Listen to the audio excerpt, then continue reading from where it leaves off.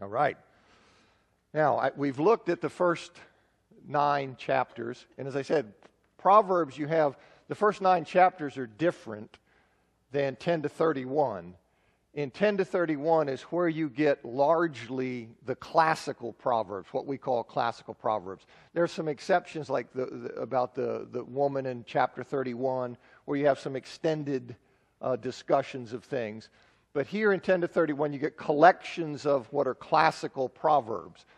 And what I plan to do is I want to go through, and I've organized these in ways that I hope make them more digestible. Instead of working through the different collections one at a time and then hitting this one and then saying, okay, we talked about that before, I'm trying to group them in ways that I hope will have an impact on you.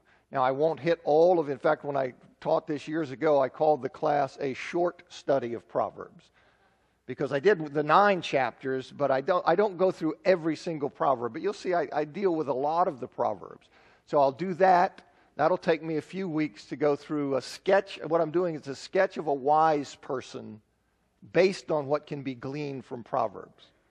So I'll go through that, and then I will have, after I sketch that out, then I'll have some miscellaneous Proverbs I want to talk about.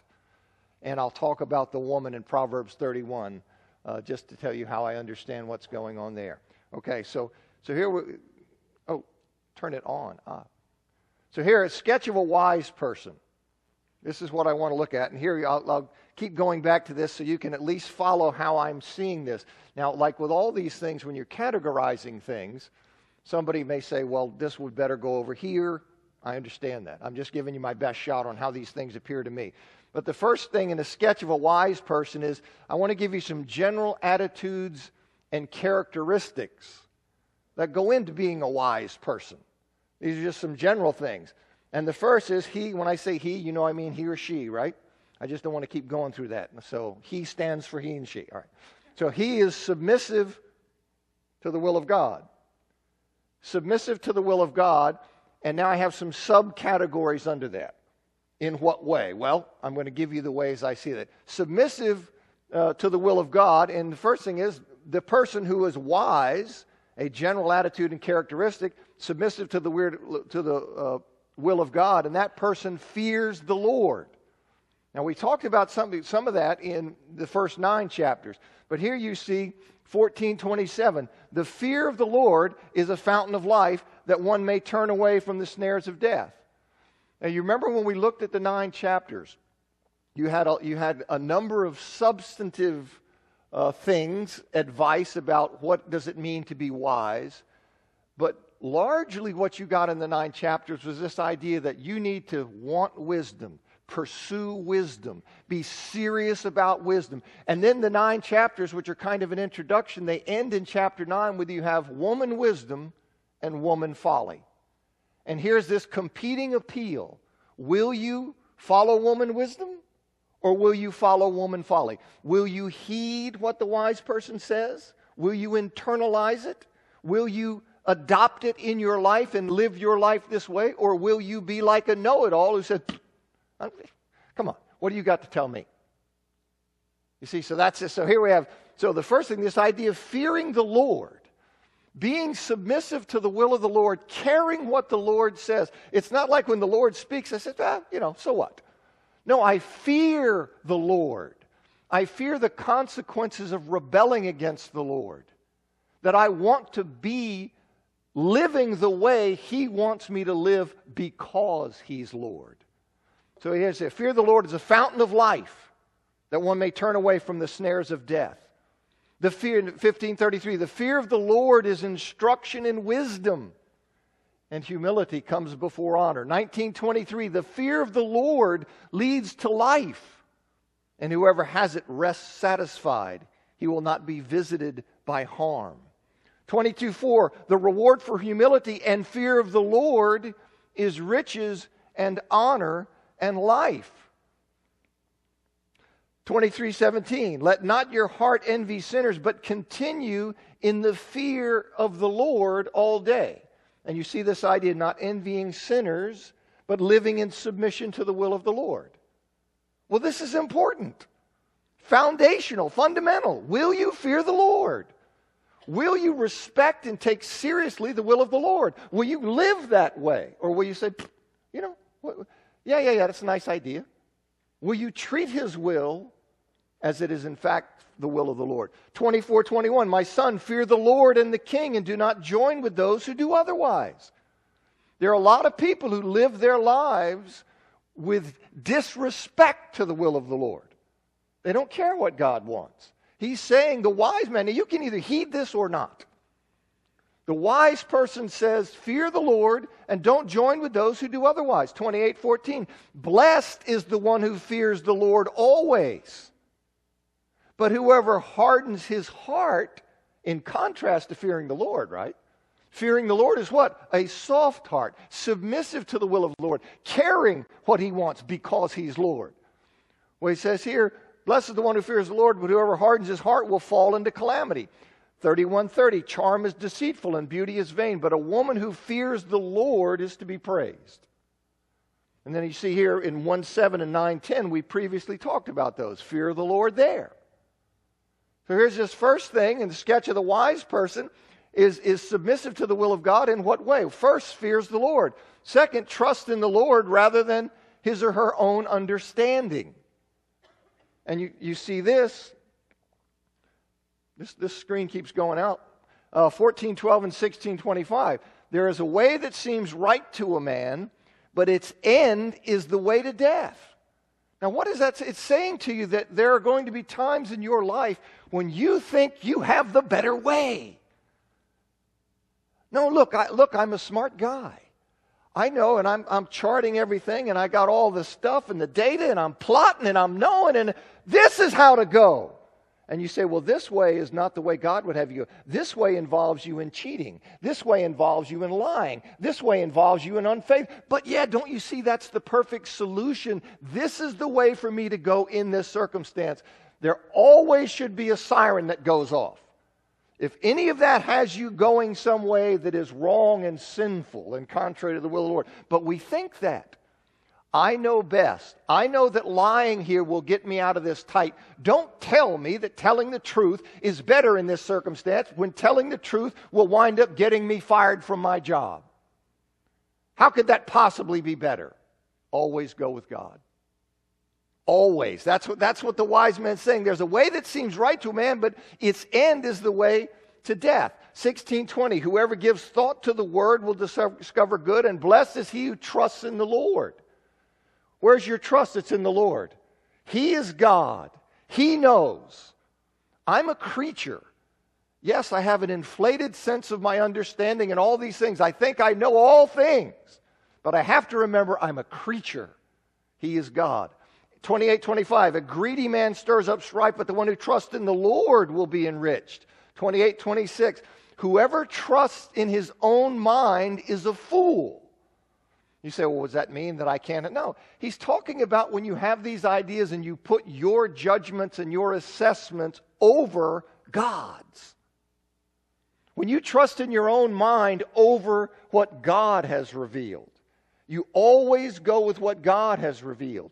Whoever trusts in his own mind is a fool, but he who walks in wisdom will be delivered. The wisdom of the Lord, what God has revealed. The fear of man lays a snare. That's what's motivating you. But whoever trusts in the Lord is safe. And in chapter 3, verse 5, we already talked about that. Trusting in the Lord rather than in one's own understanding. So in this sketch of a wise person, submissive to the will of God, fears the Lord, trusts in the Lord rather than in his or her own understanding.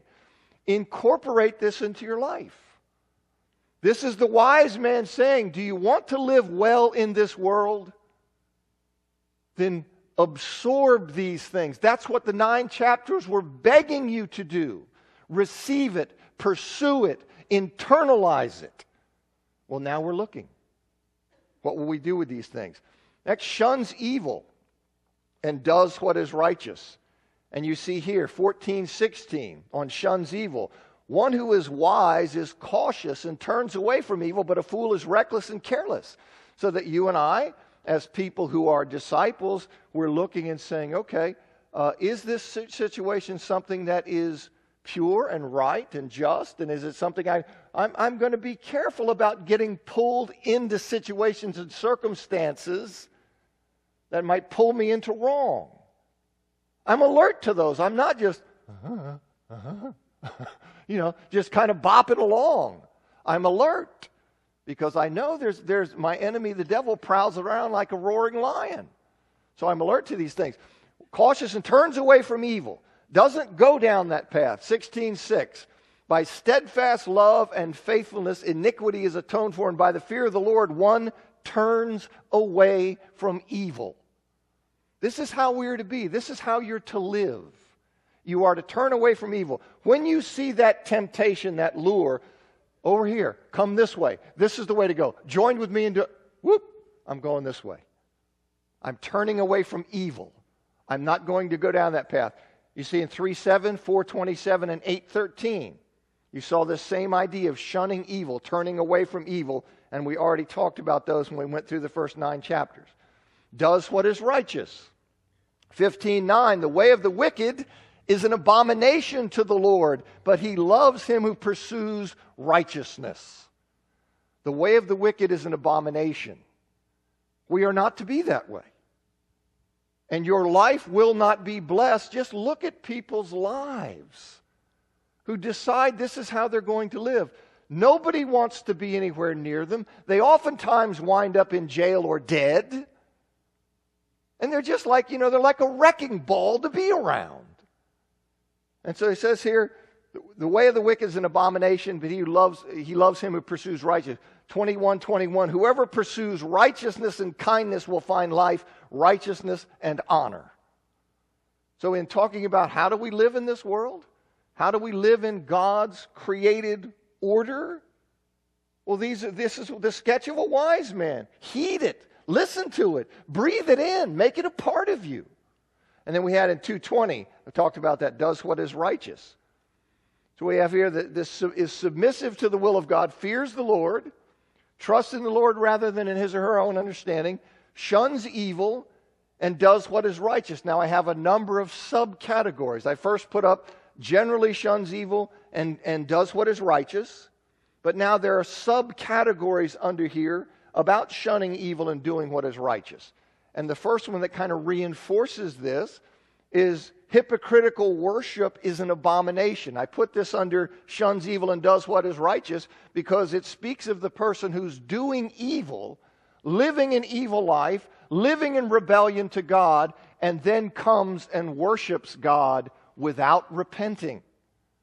You see, the grace of God covers all sin. I've said many times, I don't care what you've done. I don't care how shameful it is. I don't care how long you've been in it and how often you've done it. Repentance is the way to God. The door to God is always open. Okay? So, I'm talking about somebody here who is impenitent, living in sin, living in rebellion, and then they come and worship God. You see? This is the thing, the person who's living, getting drunk all the time, living, sleeping with his boyfriend or girlfriend with no intention of stopping this. And we could multiply these things. And comes here, and well, how does God feel about hypocritical worship? 15:8, the sacrifice of the wicked. Here we are, worshiping with sacrifices. The sacrifice of the wicked is an abomination to the Lord. I say it that way because the screen keeps blinking out. Okay, is an abomination to the Lord, but the prayer of the upright is acceptable to him. The sacrifice of the wicked is an abomination. Will you hear this? Will you internalize this so that you would say, okay, that's out for me? So that from that point you would be saying, I will not do that. I will repent and then come and offer God true sacrifice. Because worship of God, the context for worshiping God is a life of submission. That's always the case. Worship flows out of that context, out of a life that is submitted to Him. 21:27, the sacrifice of the wicked is an abomination. How much more when he brings it with evil intent, trying to do something. But see, the sacrifice of the wicked, we cannot be that way. And so hear what the wise man is saying. And take it in. Second subcategory under shuns evil and does what is righteous. Avoids illicit sexual relations. In our society is just sex crazy. Just sex crazy. And we have taught everybody, taught young people, this is the essence of life. This is all that matters in life. Everything's about that. That's the center, the focal point of all that you are, everything. And so we wind up thinking, okay, it doesn't matter. We have get-togethers or whatever the word is, hookups and all of this kind of stuff. Casual sex being promoted, that's just the way it is. We freed ourselves from these, old people hang-ups. Well, there's the enemy. That's the enemy's voice telling you that. And you think that's really going to bless your life. You think that's the way. It's not. Now, you're either going to listen to God or you're going to say, what does he know? You see, that's why you have this idea, those first chapters about you have to understand the value of wisdom. You have to want wisdom. You cannot come and say to wisdom, I don't care, get away from me because I don't want that to be the answer. You have to be somebody who says, okay, let me hear it. I want to be wise in how I live. Avoids illicit sexual relations. 23, 26 to 28. My son, give me your heart and let your eyes observe my ways. For a prostitute is a deep pit, an adulteress is a narrow well. She lies in wait with a robber and increases the traitors among mankind. Those who are unfaithful. Traitors. That's a good word. That's a good word for people who cheat on their spouses. Traitors. Because they're breaking that bond that they have. I mentioned a number of times how this was emphasized in the first 9 chapters. 2:16 to 19, 5:21 to 23, 6:20 to 35, 7:1 to 27. Over and over again, the young man was warned about the dangers of illicit sexual relations. And now we see it again in 10 to 31. So it is important. I know the society's telling you, you are a fool if you pass up premarital sex. You're missing out on the party. You're missing out on what is fun. But the wise man is telling you something different. Now, who are you going to go with? Are you going to go with the voices of your culture? Or are you going to receive the wisdom of God? That's the choice. That's woman wisdom and woman folly. They're both calling to you. Now, who will you listen to? That's the question. That's the question that's put here in Proverbs. Shuns evil and does what is righteous. Does not get drunk. Now, before I became a Christian, I loved getting drunk. I've been drunk thousands of times in my life. In fact, Brother John, I think most of you know, Brother John led me to Christ. Brother John we were sitting down one time and I told him, he was getting pulled by Jesus. I don't remember if he became a Christian yet or not, but he was definitely in the throes. The Lord was hot on his trail. And so he was sitting down here, and in fact, he comes down and he wouldn't leave me alone. He'd keep coming down to my house in Orlando, Florida, and he'd be after me because he loves me. And so he wouldn't let me rest. And I love John, always loved John. And so we've always had a very close relationship. And I've told people that anybody else I'd have just blown off. But John's after me. And so this idea, and I told him one time, I said, listen, you can do what you want to, but I'm never going to quit drinking. I actually couldn't understand what somebody would do with their spare time if they didn't get drunk. I mean, it was, of course, stoning was involved also. But here's this idea. Listen to what the wise man says about getting drunk. He says here, wine is a mocker, strong drink a brawler, and whoever is led astray by it is not wise. I mentioned some weeks ago, can you imagine the actual cost of drunkenness in our society? I want you to think about that. I'm not just talking about all the people who get killed and maimed on the highway because people are drunk driving. All of the work that doesn't get done because people are drunk or have hangovers.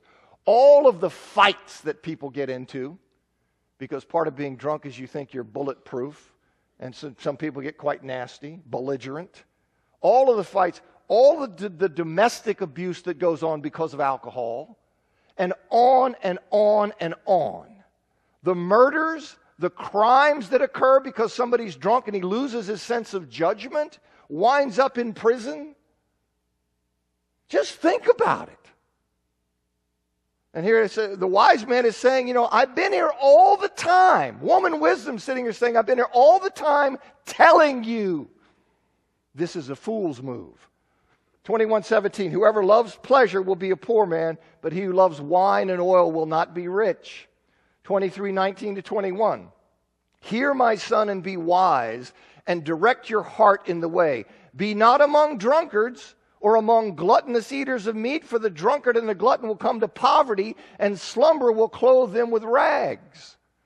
You look out in the homeless population. I understand that there can be many reasons for homelessness, okay? But one large reason is intoxication that has made people unable to work because they are drunk and stoned. So many of the people are homeless because of drug and alcohol addiction. You see? And this is what the wise man is saying. Slumber will clothe them with rags. This is where this leads. 23:29-35. Who has woe? Who has sorrow? Who has strife? Who has complaining? Who has wounds without cause? Who has redness of eyes? That wounds without cause. I always think of that Jimmy Buffett song where he says, it's a real beauty, a Mexican cutie, this tattoo. How it got here, I haven't a clue. Many drunk people can relate to that. Out doing something, come up and say, wake up trying to think, now what was I doing last night? Oh, no. Oh, I hope I wasn't doing that. And yes, you were. I'll tell Brother John here. I have many stories I can tell on John, but I'm pretty confident he won't mind me sharing this one. John was of course, we were simpatico. John was a boozer, stoner.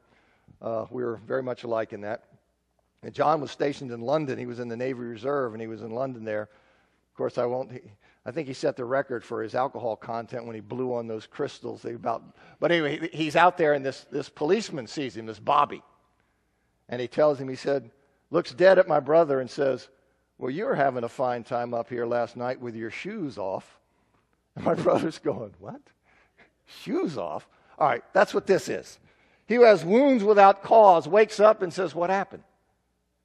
What happened? Well, you were drunk, and you probably got in a fight. All right, who has redness of eyes? Those who tarry long over wine, those who go to try mixed wine. Do not look at wine when it's red, when it sparkles in the cup and goes down smoothly. In the end, it bites like a serpent and stings like an adder. Your eyes will see strange things, and your heart utter perverse things. Many people have said things when they were drunk that they would like to take back. But as it is with speech anytime, you can't suck that baby back. You say things, and they can be very damaging. And so this certainly happens when people go on, get drunk, and they lose sense and control. You'll be like one who lies down in the midst of the sea, like one who lies on top of a mast. This is this idea. You people who've been drunk know what I'm talking about. This idea of the bed going, ready to vomit. All right, they struck me, you will say, but I was not hurt. They beat me, but I did not feel it. When shall I awake? I must have another drink. This is not the way to live. I don't care what the world tells you. I don't care that it tells you that this is the elixir for, social involvement. If you get drunk, then you'll be able to mingle. Then you'll be looser and all that stuff. There is a price to be paid for that. Now, who are you going to listen to? You're going to listen to Hollywood and the beer manufacturers and the booze manufacturers, or you're going to listen to God? That's why. Woman wisdom or woman folly? Who are you going to listen to? That's the question. 31, 1-9. The words of King Lemuel, an oracle that his mother taught him. What are you doing, my son? What are you doing, son of my womb? What are you doing, son of my vows? Do not give your strength to women, your ways to those who destroy kings. It is not for kings, O Lemuel. It is not for kings to drink wine or for rulers to take strong drink, lest they drink and forget what has been decreed and pervert the rights of all the afflicted. Give strong drink to the one who's perishing, and wine to those in bitter distress. Let them drink and forget their poverty and remember their misery no more. Open your mouth for the mute, for the rights of all who are destitute. Open your mouth, judge righteously, defend the rights of the poor and the needy. Now, what I think is going on here in 31:4-7 is advice from the mother of the king that the king should avoid intoxication.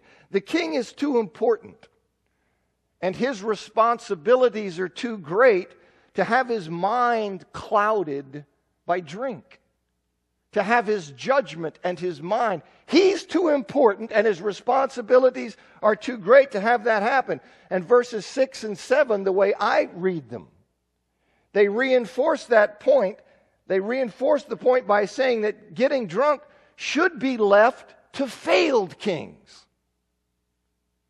It should be left to failed kings, to those who've been vanquished, to kings who've been expelled, and thus they stand to forget nothing more important than their own misery and poverty.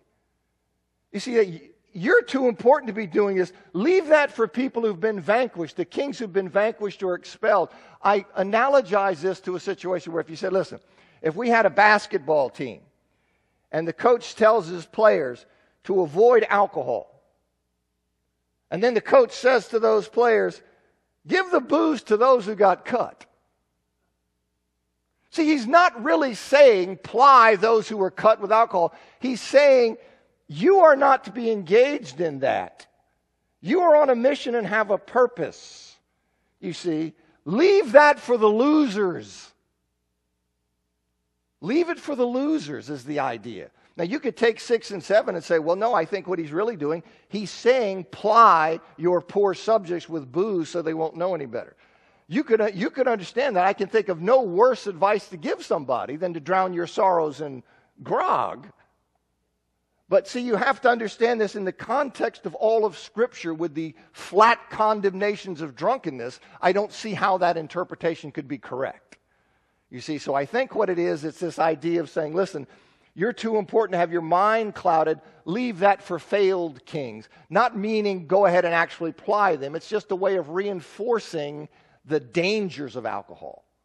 The dangers of alcohol. But in any event, drunkenness, avoid it.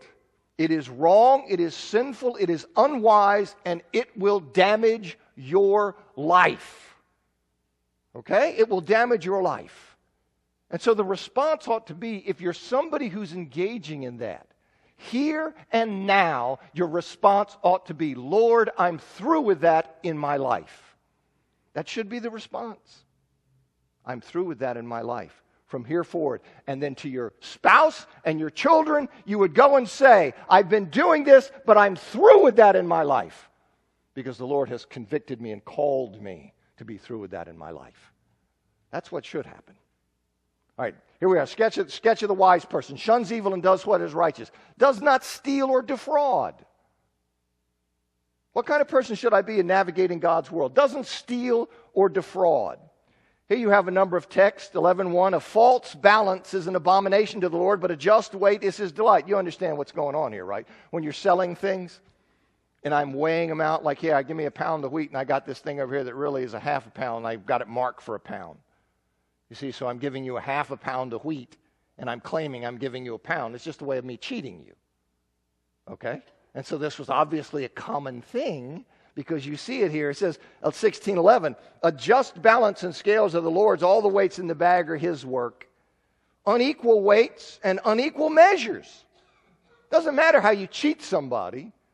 If you deceive them and think you're giving them X when you're giving them Y, to your benefit, well, that's wrong. You see, you're cheating them and you're defrauding them and you're stealing from them. And that's not how to live. You say, but listen, do you know how much money I can make doing this? People sell drugs. You say, listen, you're selling drugs, you're damaging people's lives. No, they like it. They like it. It's free market. You see, they like it. I'm happy to sell it to them. Do you see what you're doing, though? You're winding up harming people. So what? You can make money. And you say, that's good for me, as I can make money. Well, this is what's going on here. These people are saying, you know how much money I can make doing this? If I cheat people, I can make money. If I steal or embezzle from my employer, I can make money. Okay, well, who are you going to listen to? You going to chart your own course and say, look, in my eyes, this is a smart move, or you're going to listen to the Lord? That's the question about wisdom. Woman wisdom or woman folly.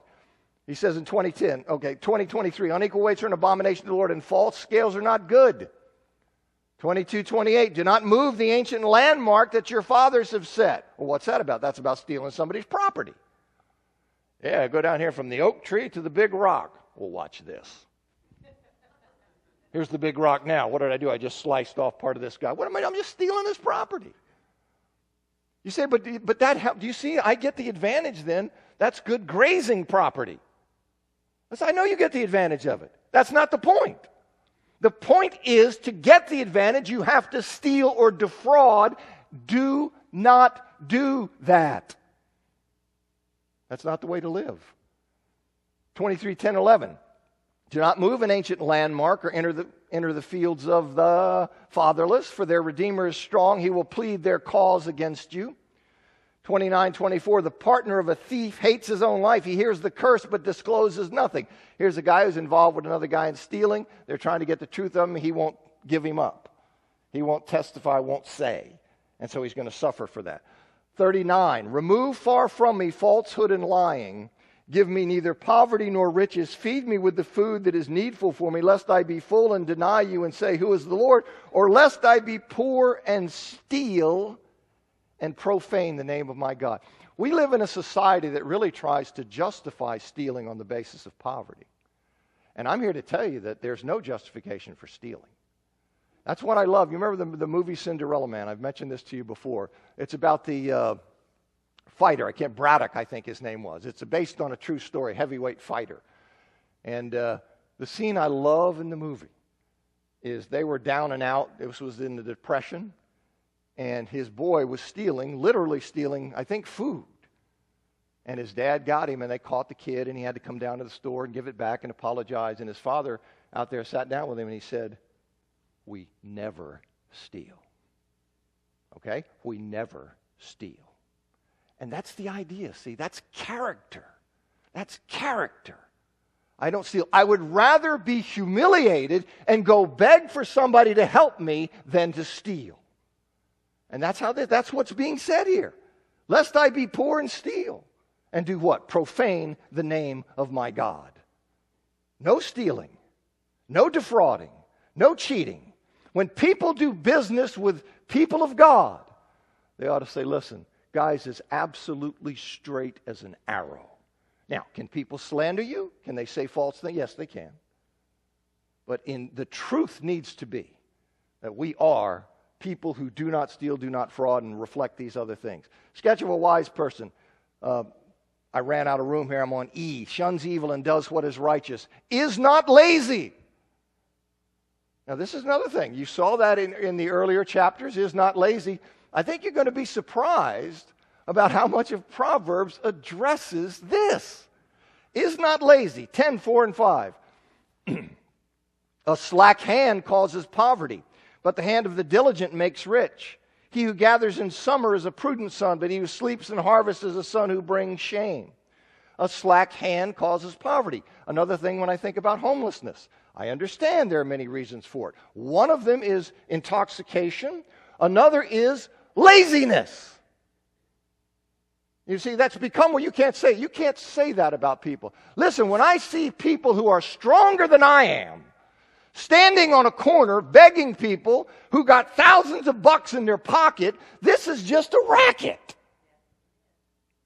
Okay? This is just a racket from somebody who doesn't want to work. He wants to go to people who do work and say, give me the fruit of your labor. It's not right. It's not right. Laziness is a bad thing. Here it is, 10:26. Like vinegar to the teeth and smoke to the eyes, so is the sluggard to those who send him. Isn't that beautiful? You know, like vinegar, like smoke burns your eyes. You send a lazy person to do something, and you'll regret it. You send somebody who's lazy, well, let's see, first thing I can look for is how can I get out of doing anything? That's my number one priority. I don't want to work. I think work's for saps. The smart guy figures out how not to work. And so watch me. I'll do as little as I can to get by on. This is not a way to live. Now you say, well, what do you know, dude? I'm trying to convey to you what God knows. You see, that's the thing. Will you listen to God? Woman wisdom or woman folly. 12:11. Whoever works his land will have plenty of bread, but he who follows worthless pursuits lacks sense. 12:24. The hand of the diligent will rule, but the slothful will be put to forced labor. 12:27. Whoever is slothful will not roast his game, but the diligent man will get precious wealth. You have to work and work hard. That's how this world is. You're not entitled not to work. No, I shouldn't have to work. No, you should. This is how the world is. 13:4, the soul of the sluggard craves and gets nothing, while the soul of the diligent is richly supplied. 14:23, in all toil there is profit, but mere talk tends only to poverty. 15:19, the way of a sluggard is like a hedge of thorns trying to cut through that, you see. That's like the path of the sluggard. You choose that route, and you're going to have a hard life. You'll look back when you're 40 years old and go, why is my life so difficult? Partly because you chose to be a sluggard. You didn't want to work. You didn't want to say, listen, this is difficult, but I need to work now for what I see in the future. This is wisdom being conveyed to you. 18:9, sluggard is a hedge of thorn, but the path of upright is a level highway. That's the end of 15:19. 18:9, whoever is slack in his work is a brother to him who destroys. So here we are working on something, you're doing nothing. Well, that's like destroying what I'm doing. He goes, 19:15, slothfulness cast into a deep sleep, and an idle person will suffer hunger. 19:24, the sluggard buries his hand in the dish and will not even bring it back to his mouth. You talk about lazy. This guy won't even pull it back. He got some, oh, that's just too much work, man. Somebody put it in my mouth for me. 24, the sluggard does not plow in the autumn. He will seek at harvest and have nothing. 20:13, love not sleep lest you come to poverty. Open your eyes and you will have plenty of bread. 21:25, the desire of the sluggard kills him and his hands refuse labor. The sluggard says, there's a lion outside. I'll be killed in the streets. You think I'm going to go out there and work? I can't do that. I mean, I'd love to, but there's a lion out there. I can't go out. 22:29, do you see a man skillful in his work? Now this I'd say, because to get that way you have to be diligent. But this is really kind of after a different thing. Skillful in his work, he will stand before kings. He will not stand before obscure man. I knew a guy who was a lawn guy. He was a good friend of mine. He's dead now in Orlando, Florida. Steve Anderson. And he just started a lawn business. He's out cutting grass and doing this kind of stuff. And Steve would do things and he would work. He was a Christian, would work the way a Christian should work. He was honest. He would do what he was supposed to do. And he told me, he quoted this to me. You see a man skillful in his work, because when he was like going up, and I don't know if cutting the mayor's yard or whatever it was, he told me, see, you see a man skillful and he'll stand before kings. See, it's because the idea was, because I work the way God has instructed me to be. Here I am seeing this in my life. 24:30-34. I passed by the field of a sluggard, by the vineyard of a man lacking sense, and behold, it was overgrown with thorns, because he's too lazy to do anything about it. The ground was covered with nettles, and its stone wall was broken down. Then I saw it and considered it. I looked and received instruction. A little sleep, a little slumber, a little folding of the hands to rest, and poverty will come upon you like a robber, and want like an armed man. 26:13-16. The sluggard says, there's a lion in the road, there's a lion in the streets. As a door turns on its hinges, so does a sluggard on his bed. The sluggard buries his hand in the dish, it wears him out to bring it back to his mouth. The sluggard is wiser in his own eyes than 7 men who can answer sensibly. 28:19, whoever works his land will have plenty of bread, but he who follows worthless pursuits will have plenty of poverty. 31:27, she looks well to the ways of her household and does not eat the bread of idleness. That's the woman of Proverbs 31. And then we talked about before in chapter 6, verses 6 through 11, you saw the same idea of is not lazy. You see how much the wise person says about this. And it's very important. Is not lazy. Does not lie. I know the bell's going to ring soon. Does not lie. We are not to lie. I don't, this is something that ought to be obvious. Lying is an abomination to God. We're to be truthful people even when it hurts us. You see, now I understand there's times for diplomacy. I don't have to run in and say everything. There's wisdom involved. But when you're called on or you say something and you affirm something, it needs to be the truth. You don't lie about things. You see, to help you or to get away from something or any of that kind of... All right, whoever speaks the truth gives honest evidence, but a false witness utters deceit.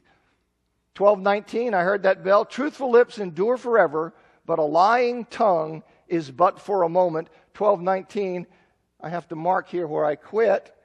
And I heard that bell. Thanks for coming. Next week, 104, Brother John tonight.